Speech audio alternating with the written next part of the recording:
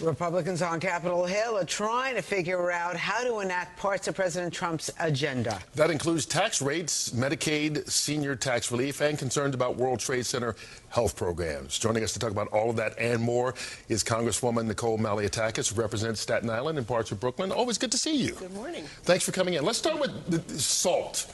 State and local taxes, that's getting a lot of attention as they try to get the reconciliation done by the end of this week. You're on the Ways and Means Committee, which it will go through here. What can we expect, or should we expect there to be changes to the limit that has been in place since 2017?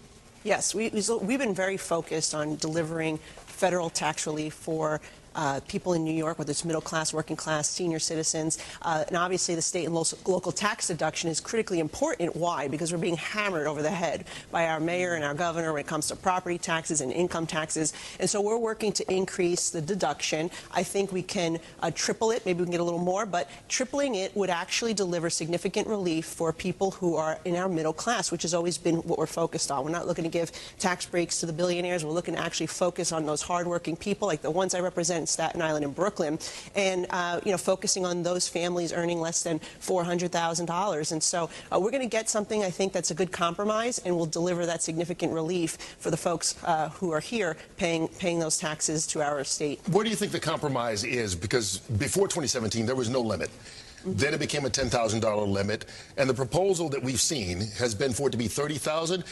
First of all, tell me what you see that other members of the New York Republican caucus have not seen, because Elise Stefanik, Nick LaLota, Mike Lawler, and Andrew Garabino all said $30,000 is not enough. You say you think that that can be workable? Yeah, look, I think everyone's got to fight for their district, right? And in my district, we have, firefighters, police officers, nurses, people who are, in the middle income range. And a $30,000 deduction would allow most of them to be able to write off their income taxes and their property taxes and deduct that from the federal level, which is, it would be thousands of dollars in savings. It could be $6,000, $7,000, $8,000 in savings, which is I view that as very significant. So we're going to keep pushing to see what the final deal will be this week. But I think if we come out of the gate with that, that's fantastic. And we're also working on reducing taxes on our senior citizens to reduce the taxes they're paying on their Social Security. So that could be a few $1,000 savings as well. Yeah. And you've got a meeting this morning about this? Yes, we're meeting at 10 o'clock, and so we're looking forward to continuing that conversation. Okay, let's talk Medicaid cuts, because everybody is talking about it, that you may be breaking away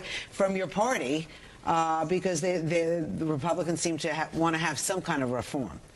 Well, look, we all recognize that we need to root out waste, fraud, and abuse. That is, sadly, that's significant in the federal government and all throughout our government. Even our governor has acknowledged that has been abused, the Medicaid system. So the key here is to find that balance where we can find that savings, but not cut benefits that our seniors, people with disabilities, our children with developmental disabilities need desperately.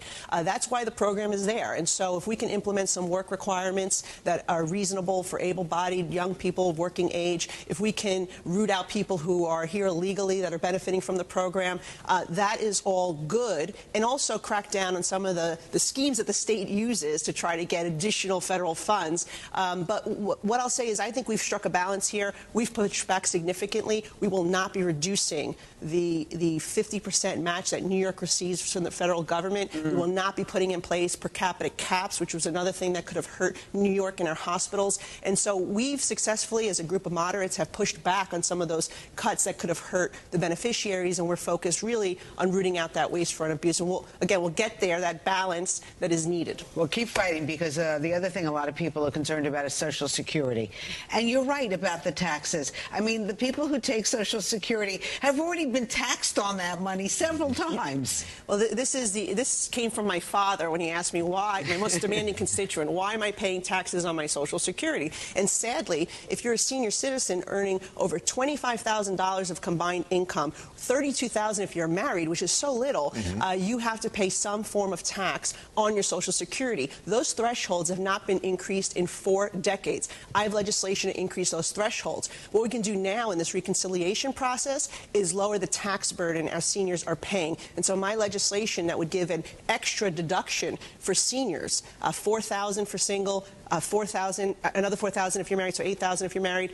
That will significantly increase your tax burden if you're earning under $75,000 as a single or $150 as a married couple. And for, again, middle-class people in my community, that is a significant savings for them, and I believe that will pass in this reconciliation process, and I'm looking forward to seeing that done. All right, we got less than a minute left here. You mentioned you represent a lot of firefighters, first responders.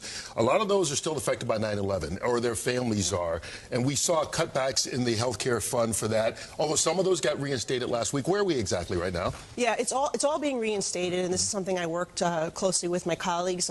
You mentioned them before, Garbarino, Lalota, Lawler. We're all working collectively to make sure the 137,000 first responders and survivors from 9/11 get the treatment that they need. This is a perfect example of why you need to use a scalpel and not a sledgehammer when you're looking for savings. This should have never been cut, and the fact that it was very disturbing for all of us. We pushed back. We spoke with the White House, HHS. Those cuts have been reinstated, and Dr. Howard, who's the head of the program now, has the autonomy to hire any other individuals that he may need to make sure this program is properly administered, because you're right, there's too many people, many in my district, who are still struggling with these 9/11 related illnesses, and they're dying from them. They need this treatment, and we're getting more people, sadly, in this program on a regular basis. Because a lot don't show up till years later.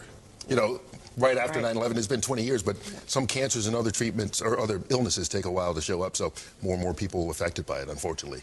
Yes, yeah. and we're glad that we were able to get this reinstated, but it should have never happened, and it can't happen again. Well, thank you. Thank you so much. Good luck. You got a full plate, Congresswoman Malliotakis. Thank you. Good luck. Good to see you. Thank you very much for coming in. We're all wearing out pink today. Yeah, I know. I like that. How about that? We're all simpatico. Post-Mother's Day, that's what it is. I know. Did Mike wear any pink today? Let's see.